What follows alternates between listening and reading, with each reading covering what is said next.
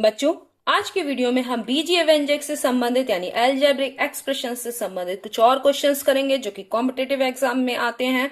यदि किसी आयत का क्षेत्रफल दिया है और उसकी लंबाई भी दी है तो उसकी चौड़ाई बतानी है।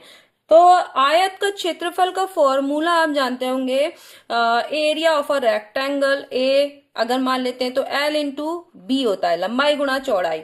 अगर आपको चौड़ाई ज्ञात करनी है तो क्या हो जाएगा, क्षेत्रफल के बटे में यानी क्षेत्रफल को भाग दे दीजिए उसकी लंबाई से तो आपको चौड़ाई पता चल जाएगी।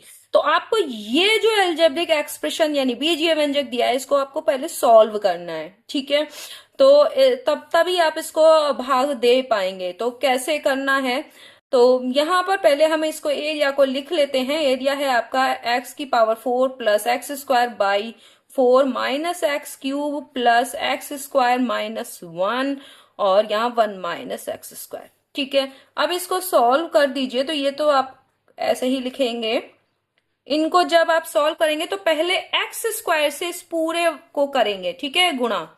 यहाँ एक्स स्क्वायर से करेंगे तो यहाँ आ जाएगा एक्स स्क्वायर, 1 से करेंगे और एक्स स्क्वायर की माइनस एक्स स्क्वायर से करेंगे तो एक्स की पावर 4। गुणा में घाते क्या होती है, जुड़ती है, 2 और 2 हो जाएगा 4। फिर -1 की 1 से करेंगे तो -1 और -1 की माइनस एक्स स्क्वायर से करेंगे प्लस एक्स स्क्वायर, ठीक है। यहां देख रहे हैं ये दोनों कैंसिल हो गए, ये माइनस में है ये प्लस में है, सेम है तो आप कैंसिल कर देंगे। यहां पर माइनस एक्स क्यूब आपने पहले ले लिया सीरियल से, ये सब जुड़ जाएंगे। एक्स स्क्वायर वाले क्या क्या है, एक्स स्क्वायर कॉमन ले लीजिए, 1/4 है, एक ये 1 है और एक ये वाला 1 है, -1। अब आपको इसको जोड़ लेना है, 2 minus x cube plus x square, ध्यान दीजिएगा, और यहां हो जाएगा 1/4 प्लस 2 -1, यहां हो जाएगा माइनस एक्स क्यूब, ठीक है। यहां हो जाएगा 8, 4 2 सा 8 और एक ऊपर 9 प्लस में 9/4 एक्स स्क्वायर बाद में लिखिए, पहले इसका अचर यानी कांस्टेंट वाला जो पार्ट है वो वाला आपने लिख लिया पहले, यानी इसका कोफिशिएंट जो होगा, ठीक है। और इसका कोफिशिएंट को आपने पहले लिखा ये वाला और उसके बाद आपने कर दिया माइनस का 1, ठीक है। अब आपका ये सॉल्व हो गया। इसको किससे भाग देना है, लंबाई से। तो लंबाई से भाग देने में आप या तो दो चीजें करते हैं, इसको भी और सिंप्लीफाई करके इसको फैक्टर फॉर्म में कर लेते हैं और इसको भी कर लेते हैं यानी गुणनखंड रूप में। तो इसके गुणनखंड करने में दोनों में थोड़ा सा मुश्किल है, इसलिए डायरेक्ट भाग देकर भी आप इसे कर सकते हैं। डायरेक्ट कैसे भाग देंगे, तो देखिए यहाँ पे मैं करती हूँ, इससे भाग देती हूँ। आपने भाग देना क्लास 8th में सीखा है, लेकिन आपको अगर दिक्कत हो रही हो तो मैं अभी आपको करके दिखाती हूँ। इससे भाग देना है किसमें, ये वाला जो आपका सिंप्लीफाई करने के बाद आया, सरल कर लिया आपने एक्स स्क्वायर। इसे भाग देना नॉर्मल भाग जैसा देना जैसा ही है। आपको बस यहां देखना है, पहले आपको एक्स, ये जो माइनस एक्स क्यूब है इसको कैंसिल करना है, ये हटाना है। तो ये हटाने के लिए पहले वाले में किससे गुणा करेंगे, देखिए एक्स स्क्वायर है तो एक एक्स से गुणा कर देंगे, यहां तक हो गया। एक एक्स से गुणा करेंगे तो एक्स क्यूब हो जाएगा कि नहीं हो जाएगा। दूसरा माइनस भी लगाएंगे तो ये वाला, ये माइनस एक्स क्यूब हो गया। लेकिन अब अगर इसको यहां 2 आएगा तो आपको किससे गुणा करें आप, कि यहां पर केवल माइनस एक्स क्यूब बचे, ये 2 ना आए, क्योंकि भाई इससे गुणा करेंगे तो आपका क्या हो जाएगा, -2x क्यूब आएगा, लेकिन आपको चाहिए केवल एक्स क्यूब। तो क्या कर दें, गुणा कर दें 1/2 से। अब देखिए, अब अगर इसकी गुणा करते हैं, ध्यान दीजिएगा, -x/2 की गुणा 2x स्क्वायर से कर रहे हैं तो क्या आ रहा है, -x क्यूब ही आ रहा है कि नहीं आ रहा है। तो आपको ऐसे किसी से यहां पर गुणा करनी है इस वाले को, क्योंकि आप यही तो करते ही हैं। ये देखिए, इसकी इससे क्या करते हैं, गुणा करते हैं। तो आप गुणा कर रहे हैं तो पहले में क्या आएगा, -x क्यूब, ध्यान दीजिएगा। दूसरे में जब इसकी इससे गुणा करेंगे तो क्या आएगा, प्लस का एक्स स्क्वायर, ध्यान दीजिए एक्स और एक्स की गुणा एक्स स्क्वायर, और बटे में कितना आएगा 4, ठीक है, हो गया। अब जब इसकी -1 से गुणा करेंगे तो आएगा आपका माइनस माइनस का प्लस, ये अलग लिखेंगे क्योंकि यहां केवल x वाले का कोई पद नहीं है, तो +x/2 हो गया।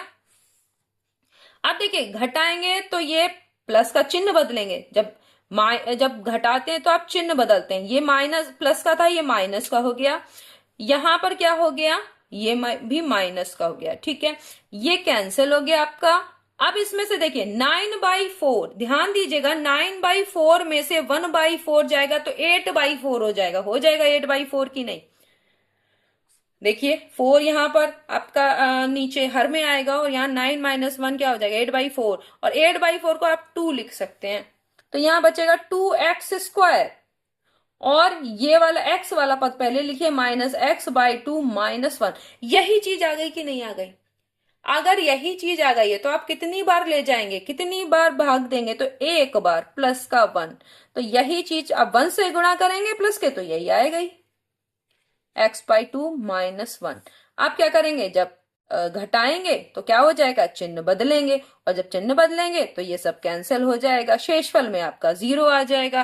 तो आपका जो आपने ए बी निकालना था और आपने a/L किया तो b कितना आया, ये क्या भागफल है, -x/2 + 1, दूसरी भुजा आपकी इतनी होगी, ठीक है।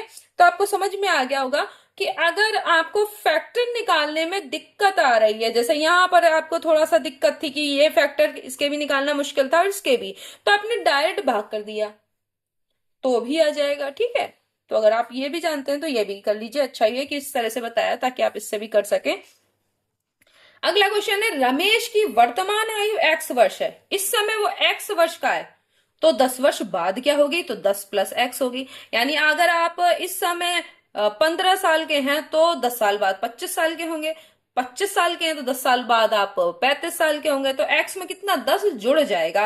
अगर पूछा जाता इस समय वर्तमान आयु x वर्ष है, 10 वर्ष पहले उसकी आयु क्या थी, तो x -10 हो जाता। जैसे अभी आप अगर 25 साल के हैं तो कितने हो जाएंगे, 10 वर्ष पहले 15 साल के, 15 साल के हैं तो 10 वर्ष पहले 5 साल के, तो इस तरीके से आपको ये निकाल लेना है। अनीता की आयु, अब उस अपनी पुत्री की आयु, माना पुत्री की आयु मान लीजिए x है या y है, कुछ भी मान लीजिए, कोई जरूरी नहीं हर बार आप x ही माने, a b c कुछ भी मान सकते हैं, तो ठीक है।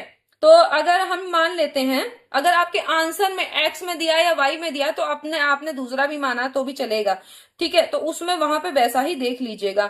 तो हमने लिखा, मान लो अब हम लिख नहीं रहे हैं क्योंकि हमें कॉम्पिटेटिव एग्जाम में लिख लिख के तो करना नहीं है, माना ऐसा आप अगर क्लास में कोई क्वेश्चन कर रहे हैं तो आप ऐसे लिखेंगे, माना उसकी पुत्री की आयु, मान लीजिए मैंने अब x है y मान लिया, y के 5 गुना, 5 गुना का मतलब 5 से गुणा, 5 गुना का मतलब 5 से गुना, y देखो इस तरह के क्वेश्चन जब आपको वर्ड प्रॉब्लम्स दी हो, यानी वार्तिक प्रश्न दी हो, तो आपको उसमें क्या करना है, थोड़ा थोड़ा पढ़ते जाइए और उसको लिखते जाइए। पहले मैंने क्या लिखा, माना पुत्री की आयु y है, अब y के 5 गुना, 5 गुना मतलब 5 से गुणा, से 7 अधिक, 7 अधिक का मतलब 7 अधिक का मतलब 7 जोड़ना है, हो गई। ये है अनीता की आयु, ठीक है। अनीता की आयु अगर x मान ली तो ये आपका जो बीजीय व्यंजक है वो अनीता की आयु और उसकी पुत्री की आयु में संबंध को दिखा रहा है, ठीक है। तो इस तरीके का आपको करना है। नेक्स्ट क्वेश्चन देखते हैं। ये क्वेश्चन जितना इजी लगता है, लेकिन ये क्वेश्चन इसलिए दिया गया है क्योंकि आपकी ये समझ को बताता है कि आप 4a को किस रूप में देखते हैं, ठीक है, किसको आप 4a मानेंगे। तो ध्यान दीजिए 4 - a का मतलब है कि 4 में से a घटाया गया है, इसमें 4 में a जोड़ा गया है, ये 4a नहीं है। a गुणा a गुणा a गुणा a का मतलब है कि a की घात 4, ये 4a नहीं है, ये 4a है। a में a जोड़ेंगे 2a, ठीक है, और a में फिर a जोड़े 3a, 4a। देखिए इसका मतलब 4a का मतलब होता है a में a कितनी बार जोड़ा गया है, 4 बार, गुणा नहीं है, ठीक है।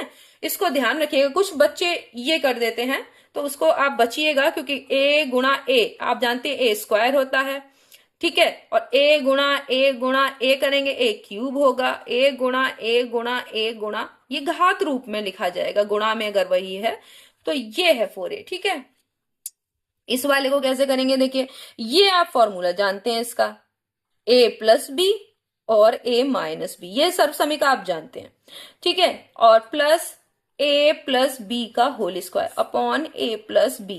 अब देखिए ऊपर यहां वाले इस वाले पद में a + b है और यहाँ पर भी a प्लस बी का होल स्क्वायर है, तो इसमें से a प्लस बी को कॉमन ले लीजिए। अंदर यहाँ पर क्या बचेगा, a माइनस बी, और इस वाले में a प्लस बी बचेगा, और नीचे आपका a प्लस बी है।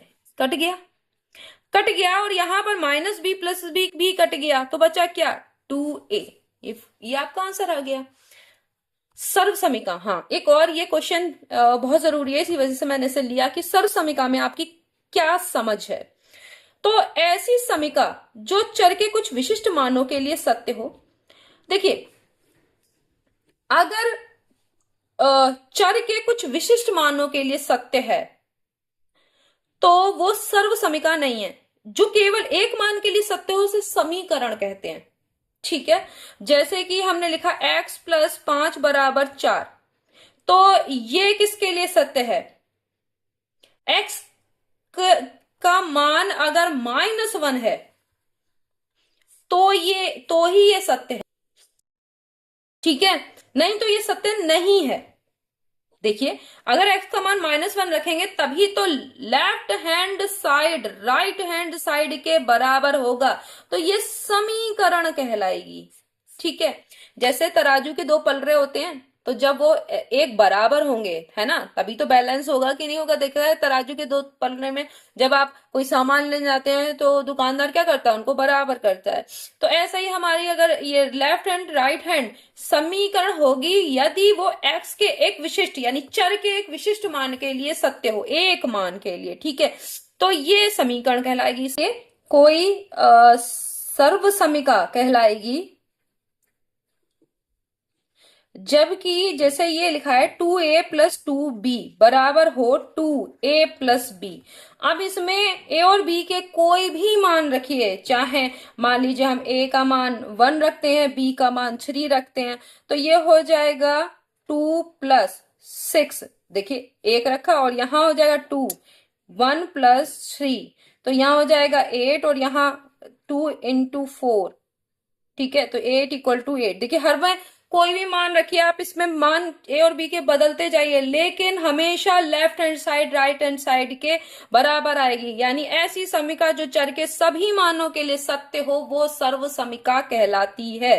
तो आपका जैसे कि आप फॉर्मूला ये लिखते हैं, ए प्लस बी का whole square equal to A square plus 2ab plus B square. इसमें आप ए और बी के कोई भी मान रखते हैं तो आपको हमेशा left hand side right hand side के बराबर आती है। इसका मतलब ऐसी समीका जो चर के सभी मानों के लिए सत्य हो वो सर्व समीका कहलाती है, और एक समीका जो चर के केवल एक मान के लिए विशिष्ट मान के लिए सत्य हो तो वो कहलाती है समीकरण। ठीक है, नेक्स्ट वीडियो में हम एक नया चैप्टर लेके आएंगे, तो अवश्य देखिएगा।